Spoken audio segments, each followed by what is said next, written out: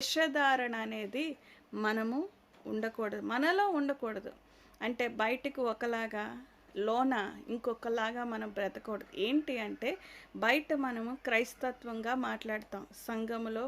సంఘములో మరి సమాజములో ఆత్మీయంగా చాలా ఎదిగినట్టు మనం మాట్లాడతాం.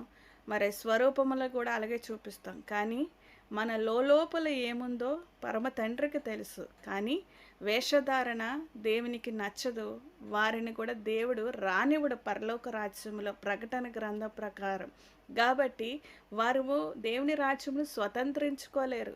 దేవుని సన్నిధి స్వతంత్రించుకోలేరు. వేషధారణ ఎట్టి పరిస్థితుల్లో మనం ఉండకూడదు. మన మాట అవునంటే అవును, కాదంటే కాదు. మన జీవితము ముందుకు అడుగేసినప్పుడు పవిత్రంగా, పరిశుద్ధంగా, యథార్థంగా ఉండాలి. అప్పుడు మనం వేషధారుల వలె కాకుండా మరి నిజమైన క్రీస్తుని ధరించుకునే వారంగా మనం